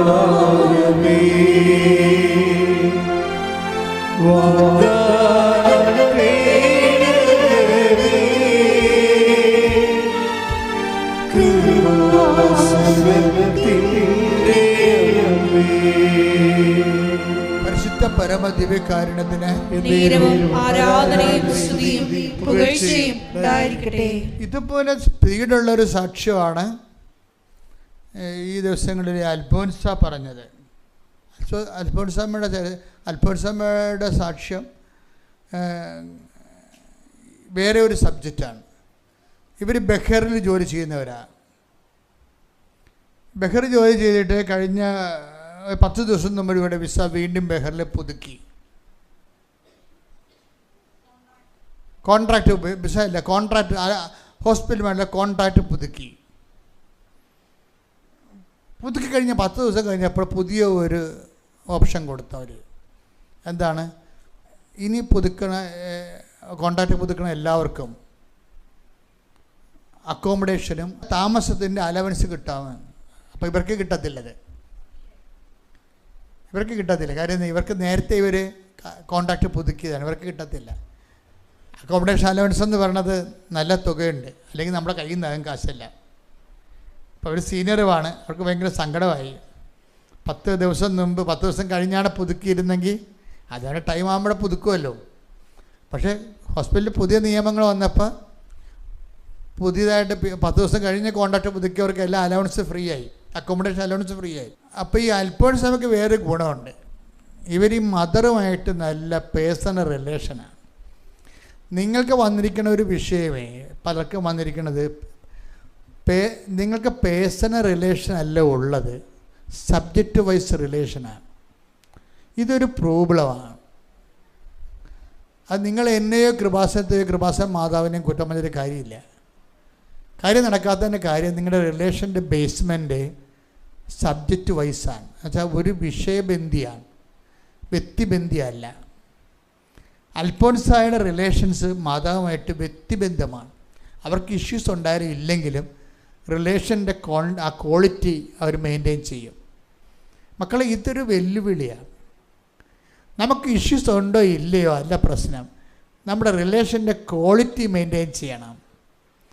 ക്വാളിറ്റി എന്ന് പറയുന്നത് എന്താണ്? ഗുണനിലവാരം അല്ലേ?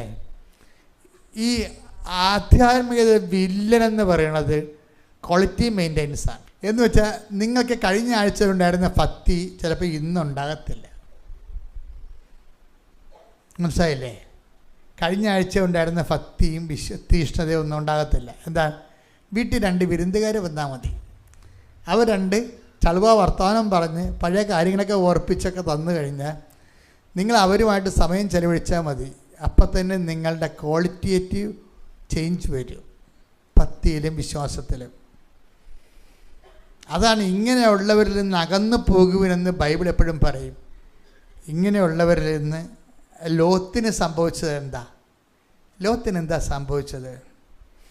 ലോത്ത് സോദോമിനരികെ കൊണ്ട് കൂടാരം അടിച്ചെന്നല്ലേ പറയേണ്ടത് അല്ലേ? Take the bed of God. ശ്രദ്ധിക്കട്ടെ. ഹല്ലേലൂയ ഹല്ലേലൂയ ഹല്ലേലൂയ ഹല്ലേലൂയ.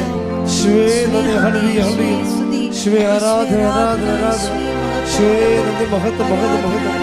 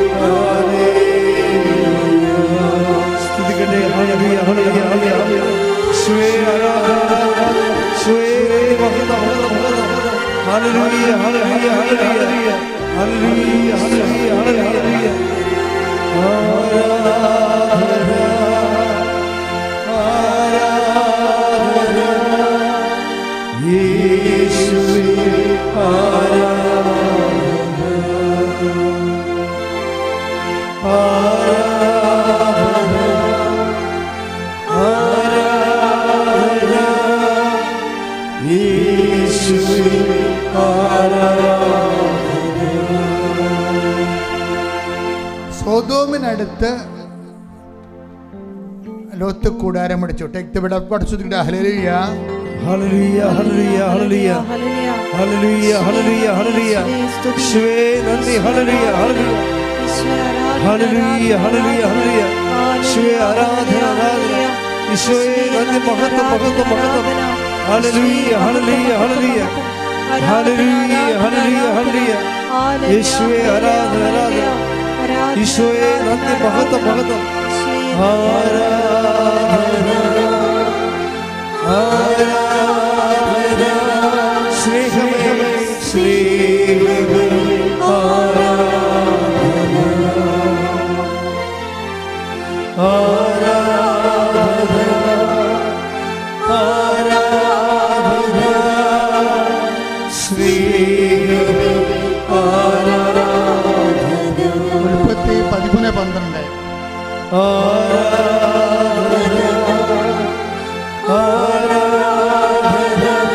ജീവനേ ജീവനേ ഉൽപ്പത്തി 13:12.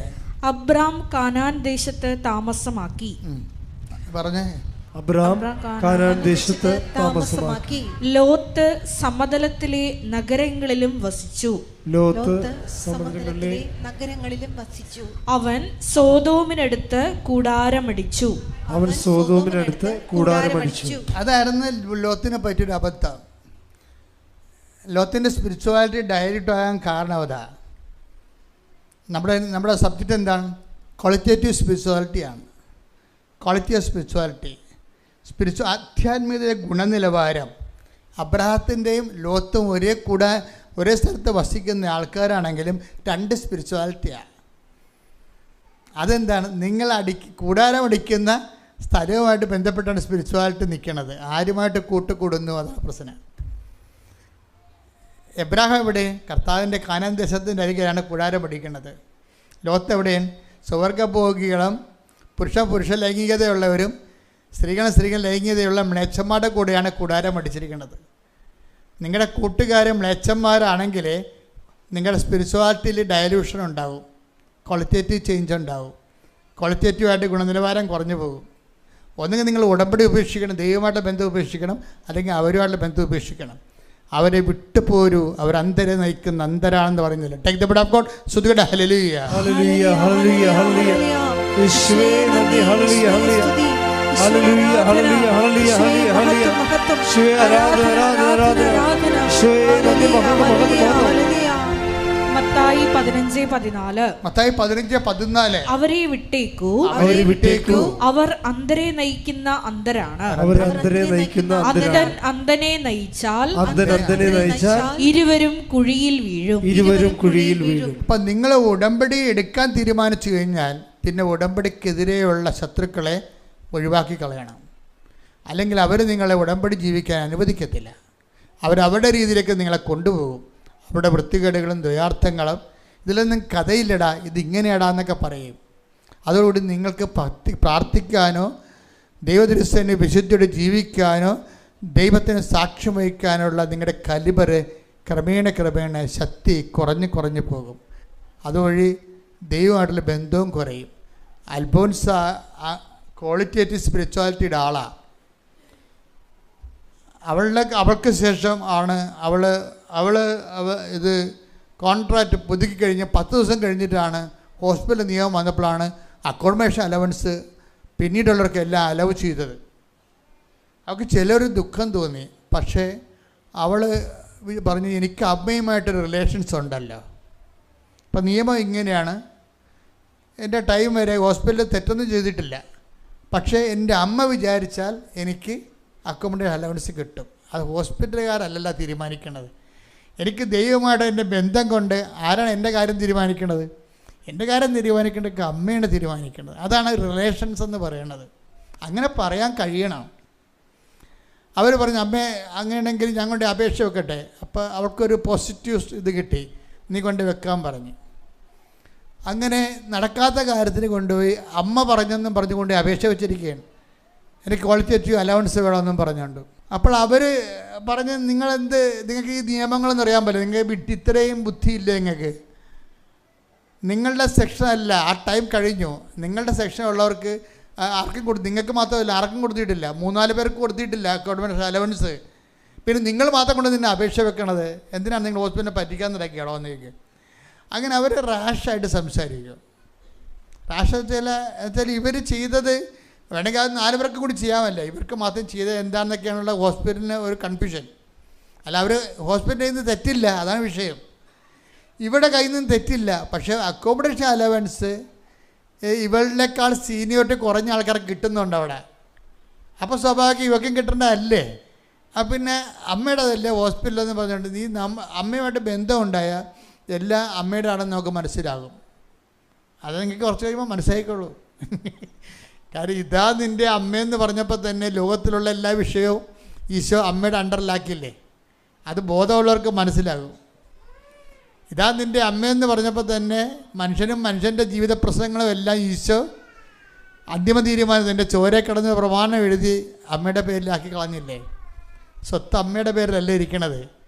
അതാണ് അൽഫോൻസ പറയണത്, അമ്മ അറിയാതെ അലവൻസ് ഉണ്ടാകത്തില്ല. അപ്പം ഞാൻ അമ്മയുടെ പേരിൽ കൊണ്ട് അപേക്ഷ വെച്ച് അന്ന് രാത്രി ഞാനൊരു സ്വപ്നം കണ്ടു. ഒരു ഇടുങ്ങിയ ഇടനാഴിയിലൂടെ ആകാശത്ത് നിന്ന് അമ്മ ഇറങ്ങി വന്നെന്ന്. ആ ഇടനാഴി ഞാൻ കണ്ടിട്ടില്ല ഇവർക്കും. പിന്നെ ഒരു ഇടുങ്ങിയ വാതിലൂടെ അമ്മ ഹോസ്പിറ്റലിൻ്റെ അകത്തേക്ക് കയറി. പിന്നെ അമ്മ ഒരു വെള്ളമേശ ഇരുന്നിട്ട് ഫയൽ ഒപ്പിട്ടിട്ട് പോയെന്ന്. പിറ്റേ ദിവസം എന്നെ HR വിളിച്ചു ഹോസ്പിറ്റലിൽ, നിങ്ങൾ എത്രയും വേഗം വന്നിട്ട് സൈൻ ചെയ്യണം. അപ്പോൾ HR പറഞ്ഞു, സാറേ ഞാൻ സൈൻ ചെയ്തതാണ് നേരത്തെ, 10 കോൺട്രാക്റ്റ് ഒപ്പിട്ടതാണ്, ഇനി ഞാൻ എന്തിനാ കോൺട്രാക്റ്റ് ഒപ്പിട്ടുണ്ട്? അല്ല, നിങ്ങൾക്ക് അക്കോമഡേഷൻ അലവൻസ് തരാൻ വേണ്ടി കമ്പനി തീരുമാനിച്ചെന്ന്. അപ്പം ഞാൻ ചെന്നപ്പോഴാണ് ഞാൻ ആദ്യമായിട്ടും കാണുകയാണ് സ്വപ്നത്തിലെ അമ്മ ഇറങ്ങി വന്ന് ഇടനാഴി ഞാൻ കണ്ടെന്ന്. HR ഇപ്പുറത്തുള്ള വാതിൽ അമ്മ രാത്രി എന്നെ കാണിച്ചായിരുന്നു. അപ്പോൾ ഞാൻ നല്ലവണ്ണം സൂക്ഷിച്ച് നോക്കി. HR ഇടതുവശത്തുള്ള വാതിലൂടെയാണ് അമ്മ വന്നത്. അമ്മ വന്നിരുന്ന ചെയർ എന്നെ കാണിച്ചത് തന്നെയാണ്. ആ വെള്ളമേശ, അസൽ മേശ, ആ മേശയാണ് ഞാൻ കണ്ടതെന്ന്. അപ്പോൾ എന്താണ് ഇത് അമ്മ ചെയ്തതാണെന്നുള്ളത് ഇവളെ ബോധ്യപ്പെടുത്തിയിട്ടാണ് രാവിലെ വിളിച്ച് അനുവാദം കൊടുത്തിരിക്കുന്നത്. ഇതെല്ലാം ഈ റിലേഷൻസ് മെയിൻറ്റെയിൻ ചെയ്യണം മക്കളെ. നിങ്ങളൊരു വിഷയത്തിന് വേണ്ടി, ഒരു വിഷയം ശരിയായി ഒരു വിഷയം ശരിയായില്ലെന്ന് പറഞ്ഞാൽ അളിഞ്ഞ മോന്തയുമായിട്ട് മാതാവിൻ്റെ മുമ്പിൽ കൊഞ്ഞനം കുത്തിയിട്ട് കാര്യമൊന്നുമില്ല. മറിച്ച് റിലേഷൻസ് മെയിൻറ്റെയിൻ ചെയ്യണം. വിഷയമല്ല പ്രധാനം, അമ്മ എന്ന വ്യക്തിയാണ് പ്രധാനം. കൈയടിച്ച് ശ്രദ്ധിക്കട്ടെ. ഹല്ലേലൂയ.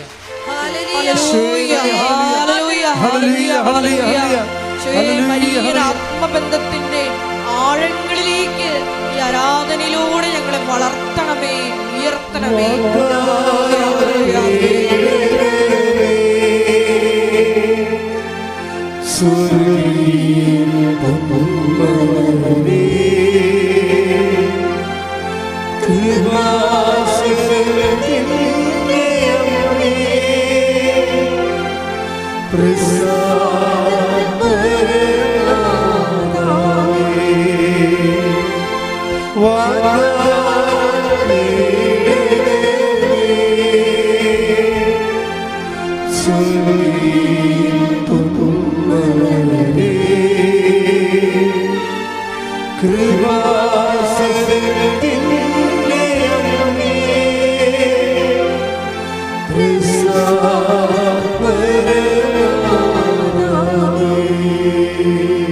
പരിശുദ്ധ പരമദിവ്യകാരുണ്യത്തിന് ആരാധനയും സ്തുതിയും പുകഴ്ചയും ഉണ്ടായിരിക്കട്ടെ.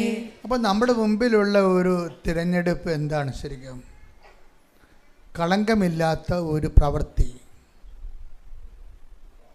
പിന്നെ പ്രവൃത്തിയിൽ കളങ്കങ്ങൾ വന്നു പോയാൽ എന്ത് ചെയ്യണം?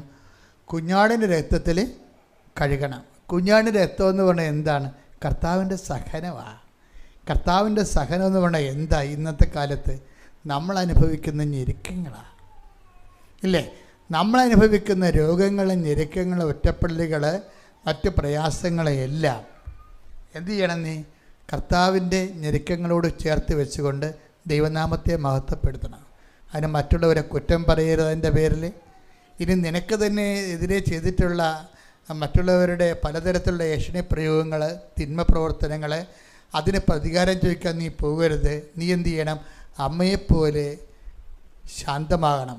അമ്മയെപ്പോലെ, ഈശോയെപ്പോലെ ശാന്തമാകണം. ശാന്തത എന്ന് പറയുന്നത് ദൈവം എല്ലാം തക്ക സമയത്ത് ചെയ്യും. ദൈവത്തിൻ്റെ തിരുസന്നിധി വിനയത്തോടെ നിൽക്കുവേൻ.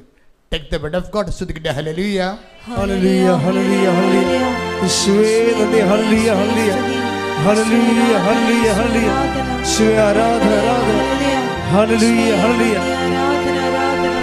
ഇത്ര നല്ല ദൈവത്തോട് എന്തു ചെയ്തു നന്ദി ചൊല്ലേണം. എന്റെ കൊച്ചു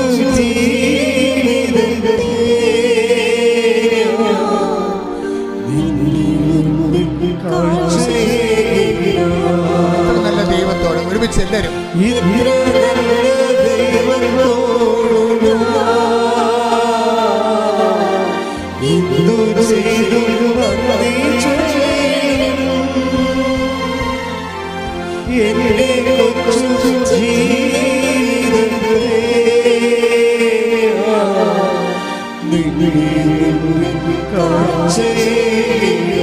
നല്ല ദൈവത്തോട് ഒരുമിച്ച് സന്തോഷത്തോടെ ദൈവസ്നേഹത്തോടെ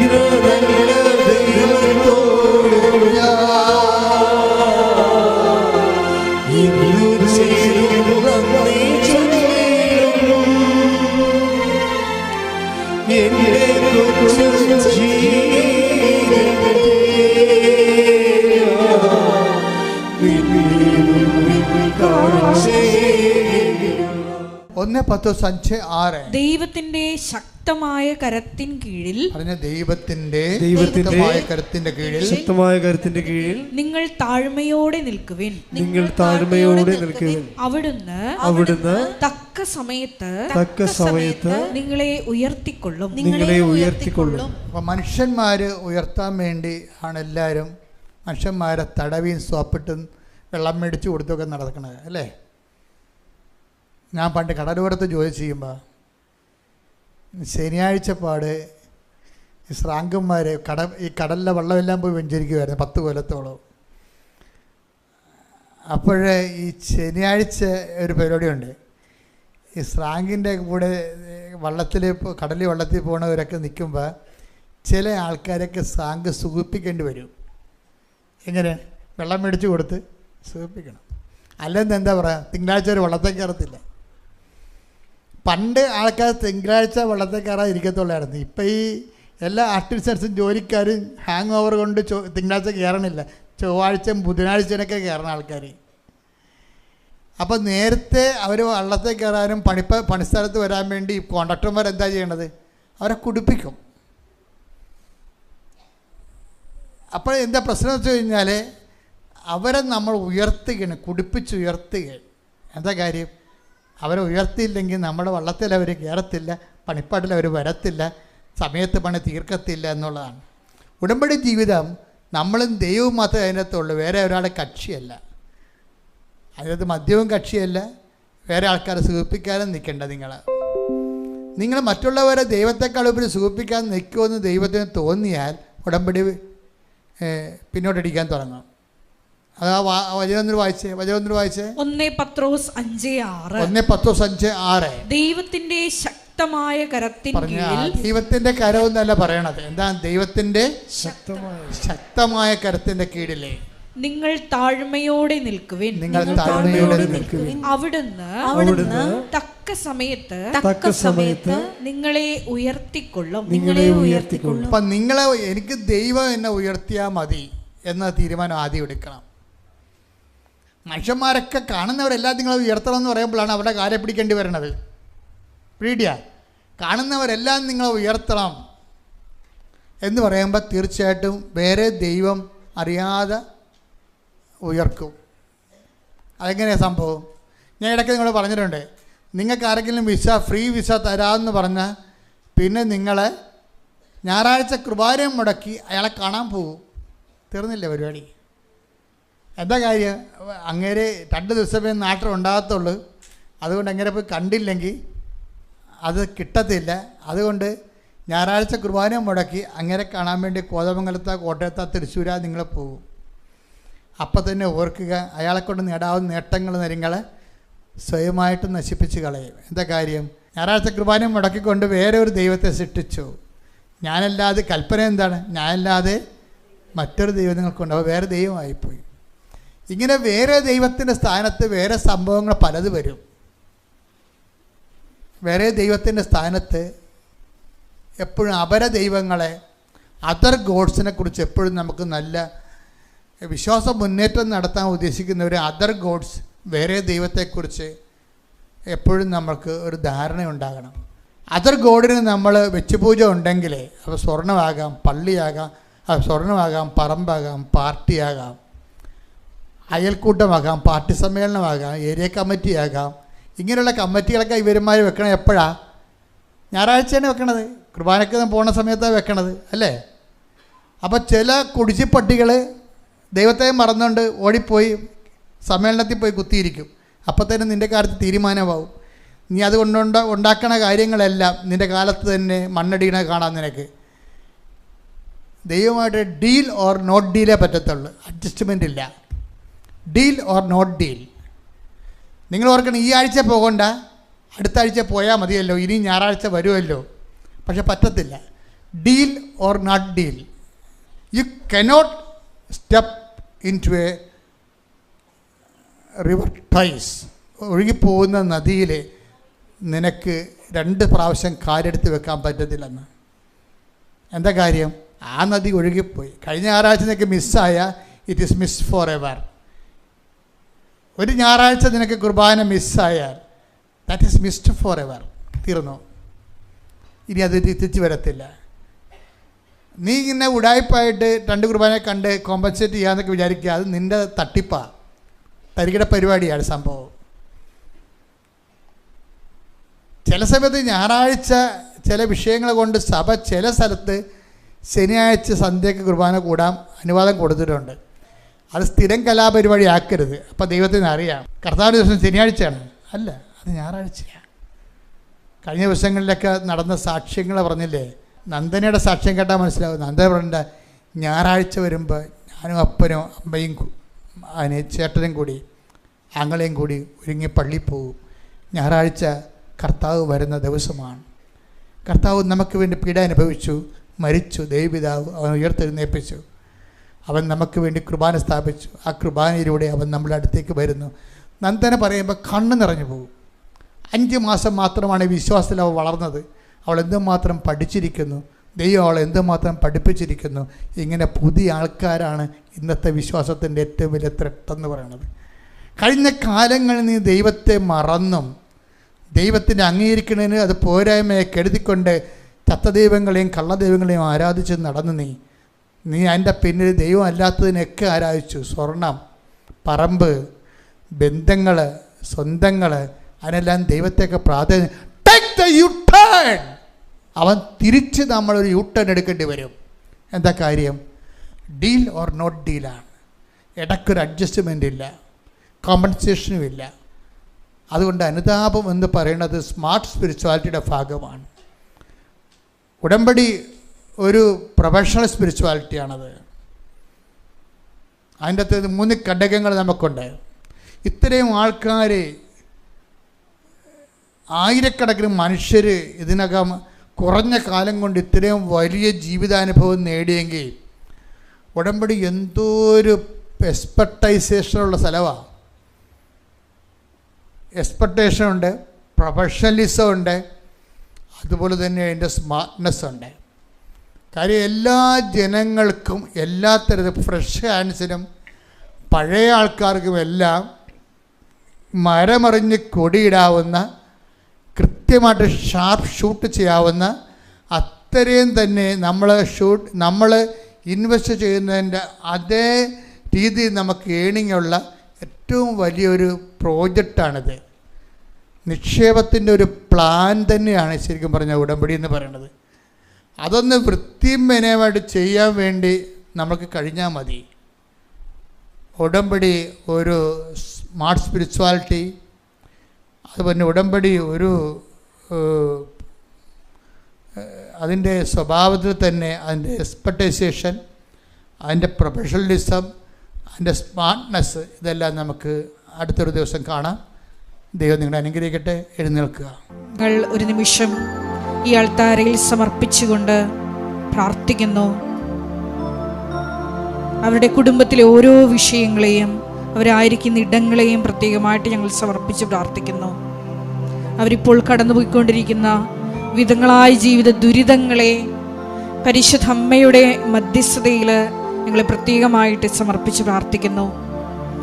2020 മുതൽ ലോകത്തിൻ്റെ വിവിധ ഭൂഖണ്ഡങ്ങളിലായിരുന്നു കൊണ്ട് ഓൺലൈനിൽ ഉടമ്പടി എടുത്ത് വിശ്വസ്താപൂർവ്വം മുന്നേറുന്ന ഓരോ മക്കളെയും പ്രത്യേകമായിട്ട് ഈ സമയം ദിവ്യകാരുണ്യ ആരാധനാ മധ്യേ ഈശോയെ അങ്ങയുടെ മുമ്പിൽ സമർപ്പിച്ച് പ്രാർത്ഥിക്കുന്നു. അവരുടെ വിവിധങ്ങളായ ജീവിത വിഷയങ്ങളെ നീ ഏറ്റെടുക്കണമേ എന്നും കൂടി പ്രാർത്ഥിക്കുന്നു.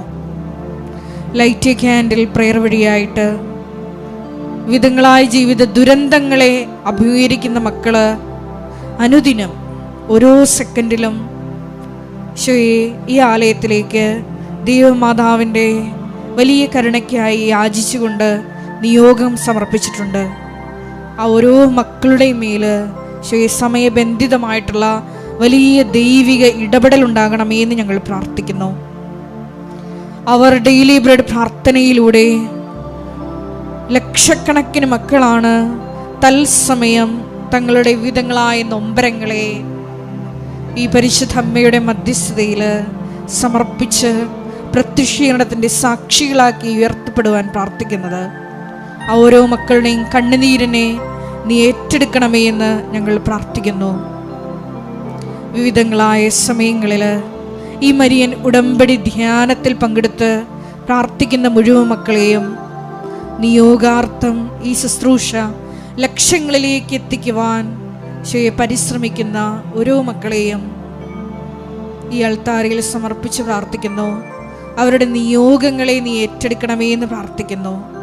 കയ്യും മെയ്യും ഒക്കെ മറന്ന് ഈശോയെ നിനക്ക് വേണ്ടി സോഷ്യൽ മീഡിയയിലൂടെ പ്രേക്ഷിത പ്രവർത്തനങ്ങൾ ചെയ്യുന്ന കൃപാസനത്തിൻ്റെ മരിയൻ സ്പിരിച്വാലിറ്റിയെ, അപ്പോസ്തലിക് സ്പിരിച്വാലിറ്റിയെ ലോകത്തിന് കൈമാറുവാൻ അനുദിനം പരിശ്രമിക്കുന്ന ഓരോ മക്കളുണ്ട്.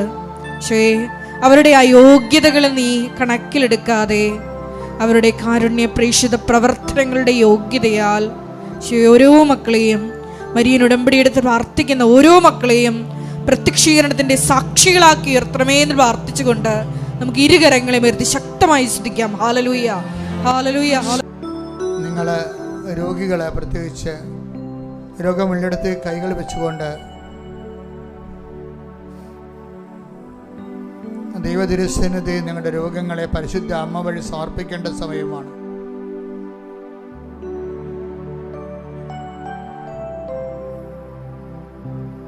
ഒന്നിലധികം രോഗങ്ങളുള്ളവർക്ക് അച്ഛൻ പ്രാർത്ഥിക്കുമ്പോൾ കൈകൾ മാറ്റി മാറ്റി വെച്ചുകൊണ്ട് മനസ്സിൽ വിശ്വാസപ്രമാണം ചെല്ലാവുന്നതാണ്.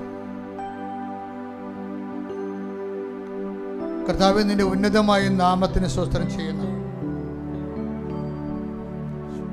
കർത്താവേ, നിന്റെ വിശുദ്ധ പൗരോഹിത്യത്തെ മഹത്വപ്പെടുത്തണമേ. കർത്താവേ, സഭയിലുള്ള സാന്നിധ്യം പ്രകടമാക്കണമേ. 40 വർഷം ഞാൻ അർപ്പിച്ച കൃപാനയുടെ യോഗ്യതയാൽ കൃപാസന അൾത്താരെ ജീവനോടെ പ്രത്യക്ഷപ്പെട്ട പരിശുദ്ധ അമ്മയുടെ മാധ്യസ്ഥത്തില് ഈ അൾത്താറയിൽ നടന്ന 10,000-കണക്കിന് ആരാധന ശക്തിയാൽ ദൈവത്തിൻ്റെ വൻകരങ്ങൾ, പൊൻകരങ്ങൾ നിങ്ങളുടെ ഹൃദയത്തിലേക്കും രോഗമുള്ള ഇടങ്ങളിലേക്കും അടിപ്പിണർ പോലെ വൈതാക്കാലം ദൈവികമായ ശക്തി പ്രസരിച്ചുകൊണ്ട് യേശുക്രിസ്തുവിന്റെ നാമത്തിൽ മാരക രോഗങ്ങൾ, തീരാവേദികൾ, ജീവിത ദുരിതങ്ങൾ യേശുനാമത്തിൽ മാറിപ്പോകട്ടെ. ഹല്ലേലൂയ, ഹല്ലേലൂയ, ഹല്ലേലൂയ.